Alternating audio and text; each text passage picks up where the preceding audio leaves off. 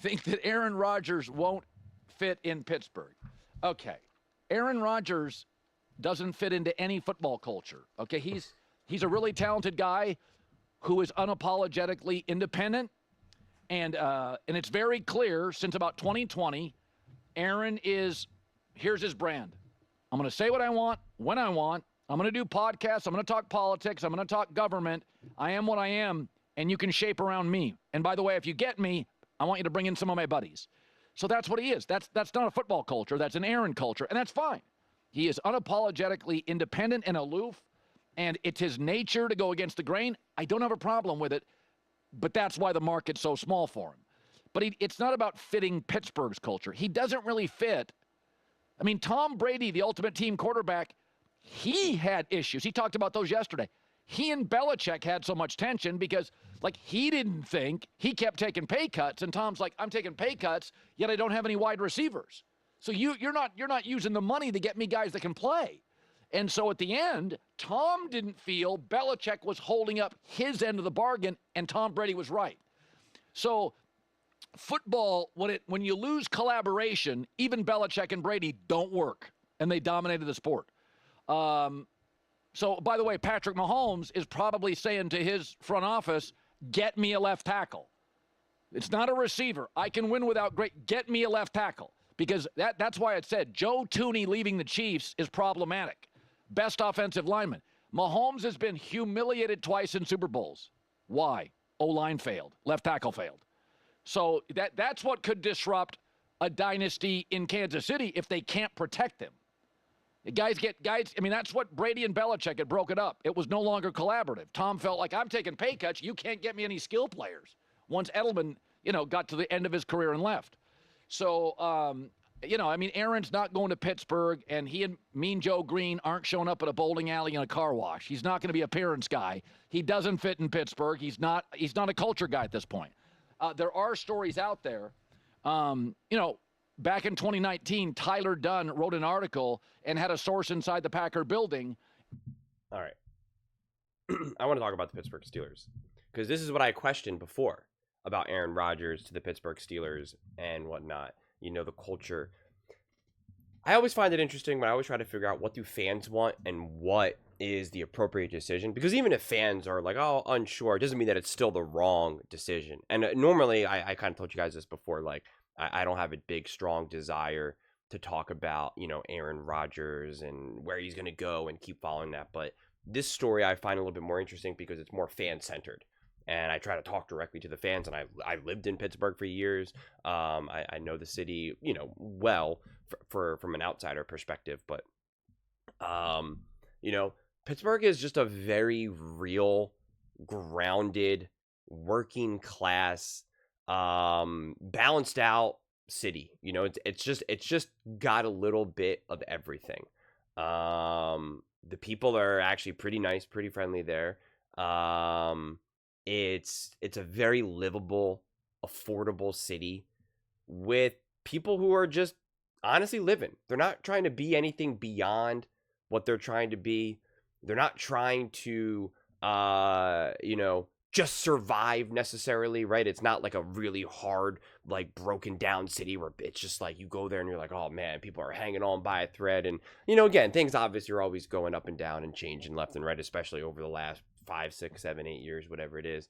But, for the most part, you can live your life there. And if you want to work in investment banking, you can do that. Working class, you can do that. I worked in a parking garage, so I was like embedded with working class people while serving, the upper class people. So, I got a little bit of it all, quite frankly. But it's just such a grounded city. It's not an elitist city. It's not a Hollywood city. They actually have a pretty decent film scene there, ironically, but I don't even mean it in that. I just mean, like, people aren't trying to be rich and famous and take over the world. It's just not what Pittsburgh is necessarily all about.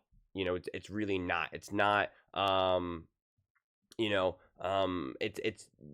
There's no feeling of you go to Pittsburgh to, like, make something of yourself. And like I said, you also can go to Pittsburgh and it's not a feeling of, man, I got nothing else, and so I'm just living in Pittsburgh, and I'm just trying to hang on, right? And so, when you put this all into context and you see the people that make up Pittsburgh, because like anything, it's going to be a diverse city in that regard, from people from coming all different walks of life. Like, yeah, someone like an Aaron Rodgers, you're gonna just turn off a ton of people, and they're gonna be like, I don't want to deal with you. Well, I don't want you. It's very similar in that regard, where it's just like, we want you to put in the work. We want you to care.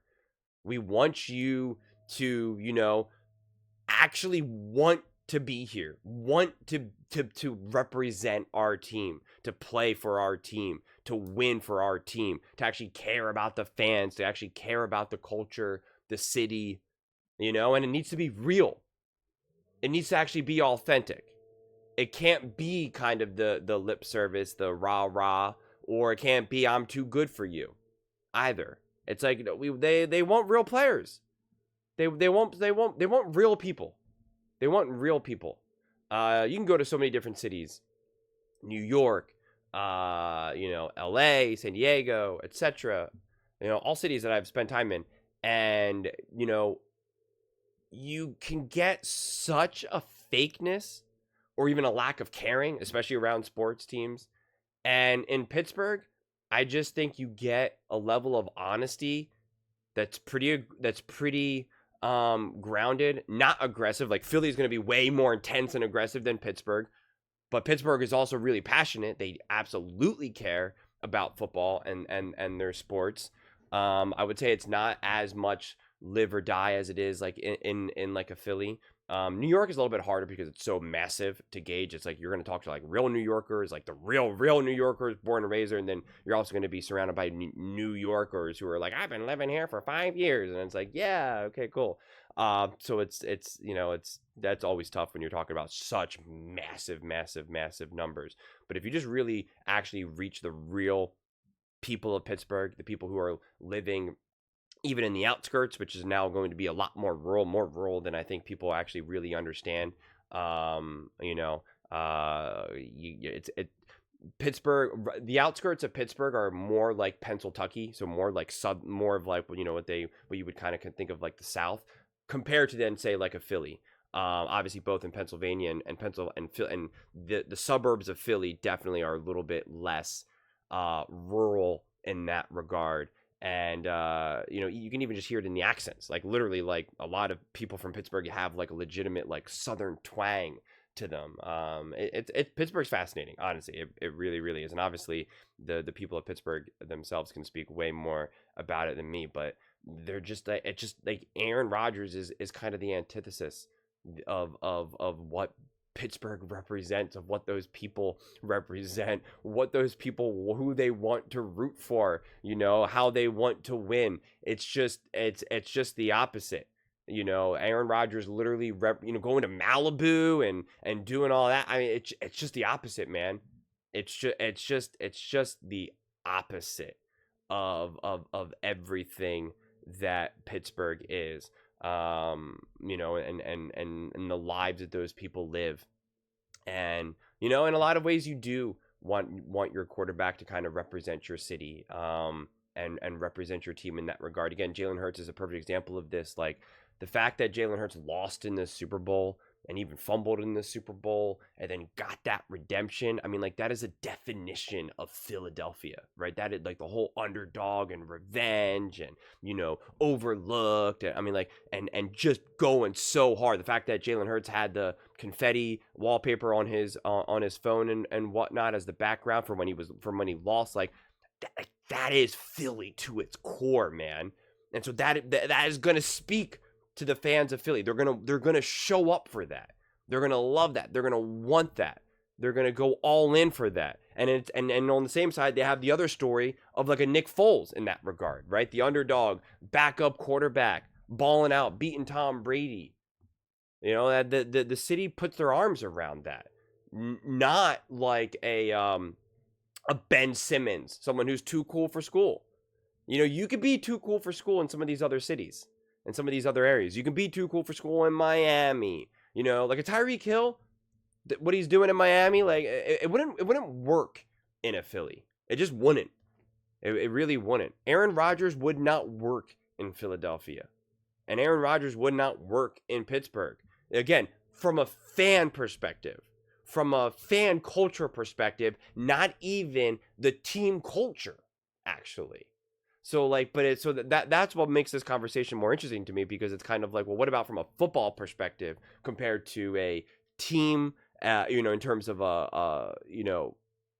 the fan culture around the team, because it's a different culture from in the locker room and outside the locker room.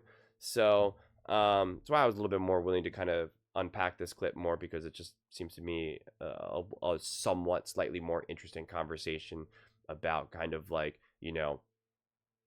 how much do the fans need to wrap their arms around your quarterback? Because make no mistake about it, if Aaron Rodgers starts winning and the Steelers start off 9-0, it's like Pittsburgh Steelers fans will be like, I love Aaron Rodgers, he's the best, and so would Philly fans, so would anyone, right? Like it just is what it is. Because Colin says, Aaron doesn't fit in any culture. He could probably still go to a lot of teams, and they would still be kind of like, all right, let's go. Or they would feel like, we don't really have any other options, let's try this. I just don't think that the Steelers feel that way at this point in time. But at the same time, as I just kind of talked about all the fans and the Steelers fans and whatnot, that's why I kept kind of saying to them, it's just like, that this franchise, this fan base, this city deserves for you to take the quarterback position seriously. Stop playing these games with the Russell Wilsons, with the Justin Fields, with the Aaron Rodgers. Go out and get your long-term quarterback.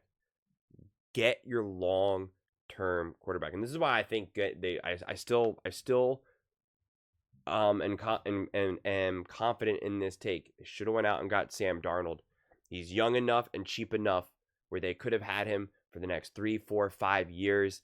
And if he ended up being just a one-hit wonder, then no big deal. You didn't have to give him too much money.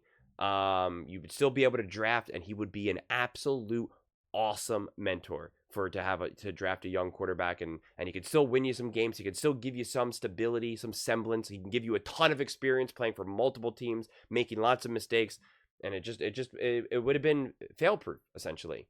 No matter what happened, because yeah, they're going to win and ball, and then it's like, great, we're winning, we're balling, let's go. And if not, it's like, all right, obviously still an awesome person, still a great locker room guy that people want to see succeed, will still be a great team player. We can draft a quarterback, have him sit for a year, etc. And a quarterback like Sam Darnold at this point can offer just an insane amount of wisdom, and more than willing to do so.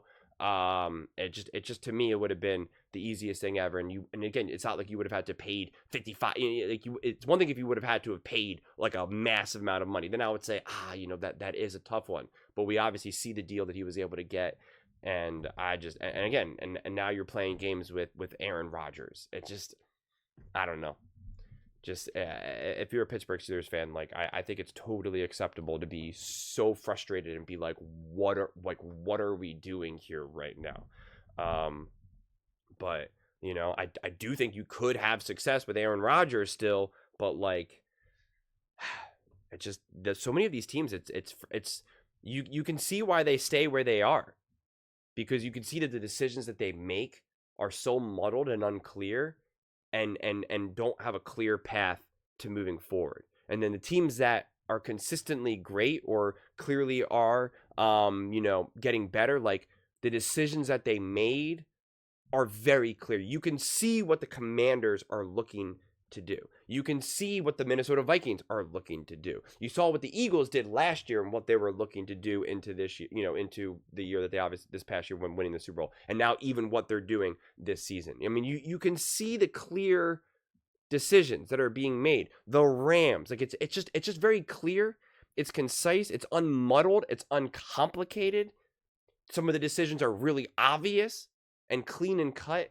And then the teams that you're really kind of like, who just can't quite get it, you're like, what are you doing? And that's the Giants. And you're just like, what?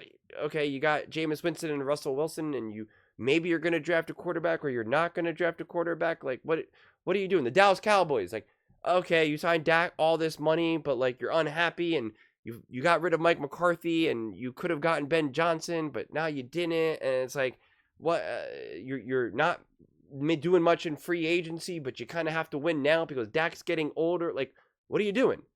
Pittsburgh Steelers, what are you doing? Giants, what are you doing? You know, and it's just these teams have been stagnant. They just have been. And so it's just like if you don't have a clear path forward, just like what's the plan here? Even in hindsight, looking at Russell Wilson and Justin Fields. And in a lot of ways I kind of defended that move, but in hindsight, you're kind of like it's just another indicator of a lack of clarity and trust in what you're doing. You either believe Justin Fields was a legitimate bona fide quarterback, so go out and get him and let's go, or you don't, and you didn't. Russell Wilson, Russell Wilson, he's the quarterback you're going to be able to move forward, let's go. And you didn't. You have lack of vision and lack of trust in the decisions that you need to make. And it's just like, just a mess. It's so frustrating. Those are just my thoughts. I'd absolutely love to hear yours. What do you guys all think about the Pittsburgh Steelers? Essentially rejecting Aaron Rodgers. What do you think the best option for Pittsburgh is at this point, if any, quite frankly? Let me know in the comments below. I read every single comment, so whether you agree with me or disagree with me, either way, let's get in some discussions. Let's get in some fights. But ultimately, let's just have some fun. And please do consider subscribing. We're building an amazing community here, and absolutely love to see you part of it. I want to build something that we all genuinely feel connected to. Something that we're really excited to be part of. I think we're on our way to doing it. And please don't forget to give this video a thumbs up, as it really does help the visibility and the algorithm. Thank you so much. See you next time.